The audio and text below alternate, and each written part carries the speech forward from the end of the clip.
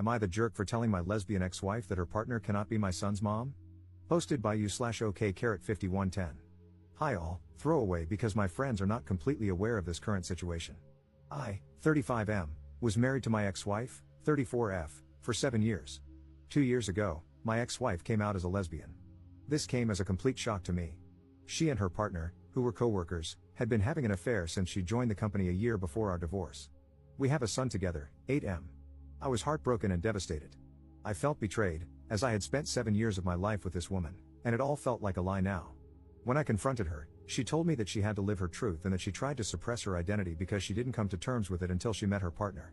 When I asked whether she loved me, she told me that while she loves me, it's different from how she loves her new partner. This broke my heart even further. The divorce was quick as she did not want anything from me, and we agreed to a 50-50 split of custody.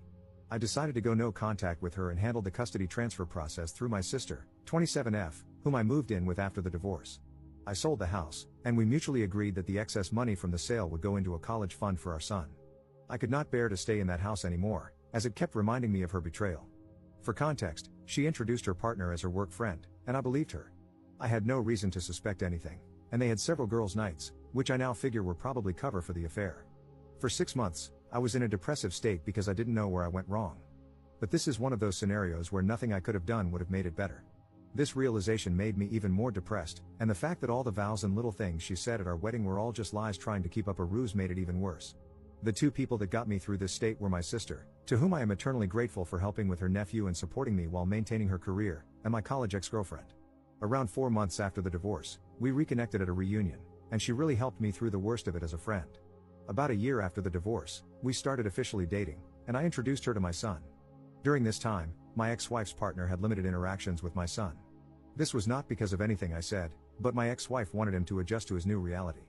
My son is at that weird age where he understands what's going on but doesn't fully grasp the situation. If you know, you know. He understands that mommy has a girlfriend and that mommy and daddy are no longer together. I'm pretty happy with how he has come to terms with the divorce, especially considering we didn't explicitly talk to him about LGBTQ+ topics.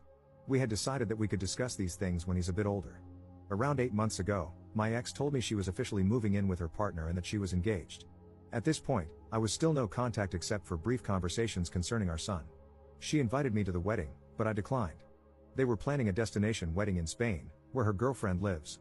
She wanted to take our son to the wedding, which would require him to miss school for a week since she also wanted him to meet her girlfriend's family.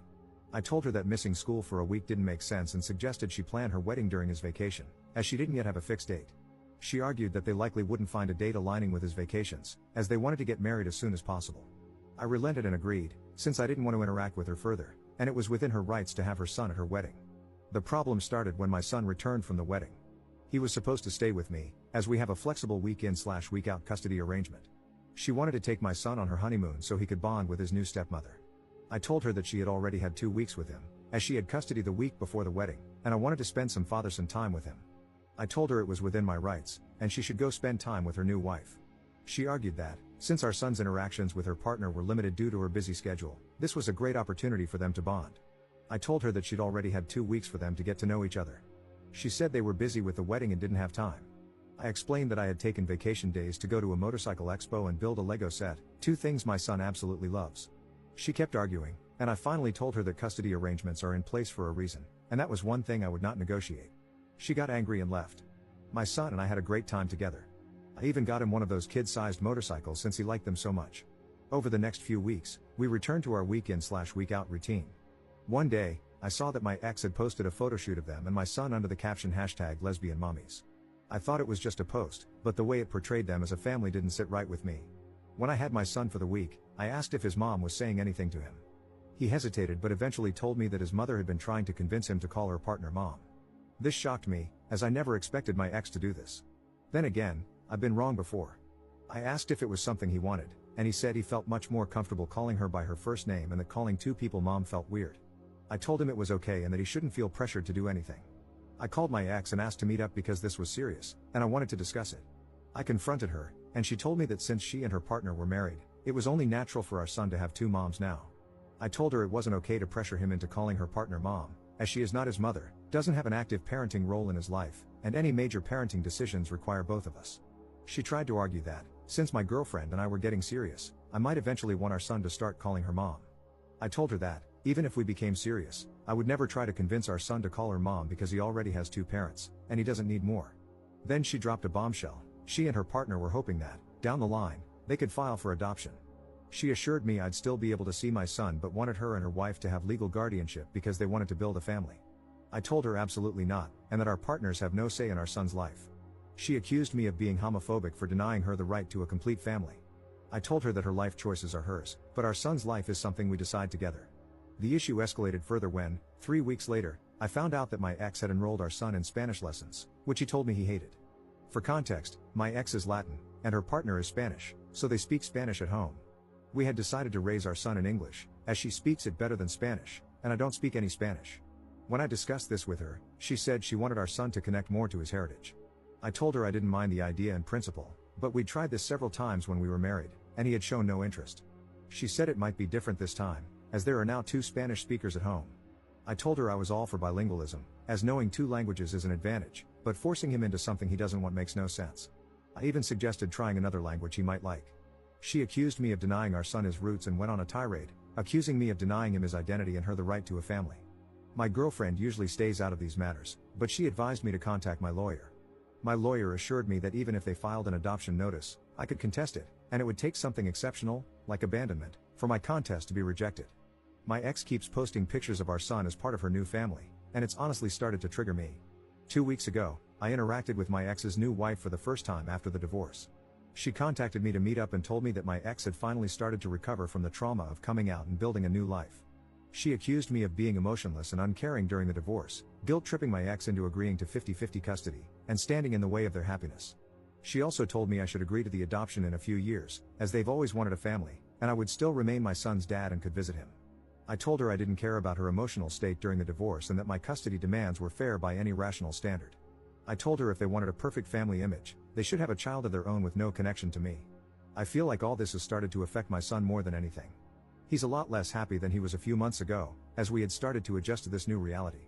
For context, since I know this is going to come up, the emotional trauma my ex faced stemmed from her family effectively disowning her after she came out. Her parents don't talk to her anymore. My son, however, has plenty of interaction with his maternal grandparents when he's with me. My ex-wife and her partner make significantly more money than I do. However, my ex-wife earns less than me, but her partner has a senior position and more stability.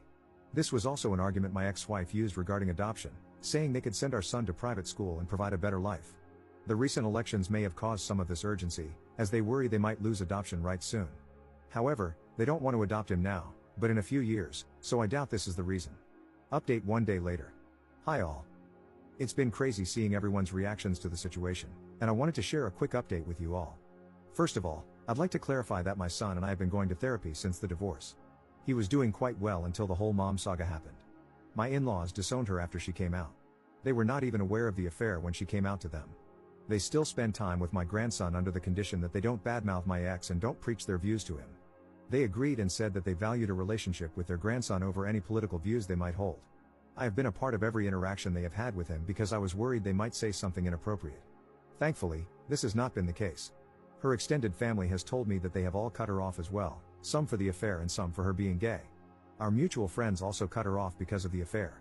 All our mutual friends were my work buddies and their spouses/partners. I did not ask them to do anything, they came to the decision on their own. I was actually glad when she told me she had made a friend on her own, as she used to complain about not liking her colleagues. We all know how that turned out. I'm pretty sure they're not planning to skip the country. I have all my son's documents, and we decided this during the divorce because she was still figuring out where to go. Since I was moving in with my sister, the chances of them getting misplaced were low. I have also not received any demands for the documents, and she returned the passport to me when we came back. The whole adoption thing probably stems from the fact that my son has a very close relationship with his mother. The only times he has really complained to me are when she asked him to call her partner mom and when she made him take Spanish classes he didn't want. We did everything for him equally during our marriage, but I had to travel out of state to my parents frequently during COVID because they were sick with pre-existing conditions and couldn't take care of themselves. My sister was on an assignment abroad at that time. My sister also agreed with this. Please let me know your thoughts. I listened to people and contacted my lawyer, who is also my friend, this morning. He told me the same thing as last time, that it would take something really unusual for the adoption process to go through, like child abandonment. He also said that they are a bunch of idiots who have no idea how the law works. He also told me that if the whole "we want to adopt him" is a real thing and if she is talking negatively about me to my son and I could prove it, I could get custody. This has not been the case, as I've not heard my son say that his mom says bad things about me. This brought me a sigh of relief. I plan to contact my ex today with the following conditions. We both install parenting apps and document all interactions. No more mention to me or my son regarding adoption or calling her partner mom. No more posting images of my son as part of their perfect queer family, because, frankly, I don't want my son's photos on the internet when he is so young. He can decide what he wants when he is older. I plan to talk to my ex in a couple of hours. Please let me know what you think about this. Second update 1 day later. Hi all, I talked to my ex today. She was busy yesterday, and I wanted more time to gather my thoughts. When we met, I put forth my demands. She told me the parenting app idea seems fine and that she has no problem with it. She got sad when I told her to drop the idea of adoption and calling her partner mom, as it's just not going to happen. She explained that her family had pressured her to settle down. I proposed after a year of dating, and I didn't know this, and getting pregnant so soon after getting married wasn't what she had in mind. She got pregnant 1.5 years after getting married. Does that count as soon? I don't know. She said she had been in the closet her whole life because of her parents and thought marrying me would make her feelings subside. She was happy until she met her partner. She went through postpartum depression after giving birth, but I didn't know she hadn't wanted to get pregnant so soon. She then admitted that the reason they, her wife and her, wanted to adopt my son was that she wanted to start fresh. She said she was never really happy during our marriage and that with her new wife, she could have the family she'd always dreamed of. She didn't want my son to grow up resenting her for being a lesbian since he doesn't have much exposure to people like her, apart from her and her partner. Look, I have to be honest here. I don't know any gay people, and no one in my family or circle of friends is gay. We've never talked about these things because it just doesn't come up in daily life. That doesn't mean my son and I have no idea who they are, especially after the divorce. I told her this wasn't going to happen and that he has had a lot of exposure to people from her community. I told her it seemed like a flimsy excuse to separate my son and me and that she was making it up to justify her actions. After some arguing, she revealed the real reason she and her partner wanted to adopt my son. Reddit, your prediction abilities are unreal. Apparently, they wanted to adopt him because they are considering moving to Spain in a few years. I told her she couldn't do that and that the legal framework supports me and my rights in both countries. She admitted she knew this, which is why they wanted me to sign the adoption papers. I told her she was crazy to think I'd agree. I reminded her that she still needs my permission to take him out of the country, just like when they got married in Spain. Thanks to a Reddit comment, I researched the laws about this, so I know this isn't happening. She said they wanted to see if I'd agree, and if I didn't, they wouldn't pursue it because she doesn't want to be separated from her son. I emphasized again that this is not going to happen and that if she tries anything or says anything to my son, I'll sue for full custody. She looked sad and said they wanted to check with me first. I told her, in what world would you expect me to give you and your wife full custody? First, you divorce me, leave me for a woman, and then expect me to sign over my child and act like nothing happened? I told her from now on, every interaction will be documented, and if I suspect anything, I'll sue for full custody. She seemed scared at the idea of losing custody. I don't think she considered that possibility, and she agreed. I also told her not to try to create this picture-perfect queer family because it's not going to happen. Our son has a mom and a dad that he spends half his time with, not two moms. He is not her affair partner's son. He's her son and mine. If she wants a child with her wife, they can have one on their own. I reminded her that the courts are more likely to side with me because of what she's been trying to do and the fact that I work from home and spend more time with our son than she does. I've been trying to ensure he has a stable relationship with both parents since the divorce because I don't want him to resent either of us. But if she tries to remove me from his life, I'll sue for full custody and deal with any resentment he has toward us. I didn't want to argue anymore, so I left the room. I secretly recorded the conversation to have proof in case anything happens. Honestly, Reddit, I've been very angry at my ex since the divorce. I haven't shown it around her or my son because I don't want her to use it against me, and I've been going to therapy, but I'm still angry inside. Her comments today about our marriage hurt me even more. I spent 7 years with this woman, and her betrayal still angers me to this day. When I got home, I contacted my lawyer friend.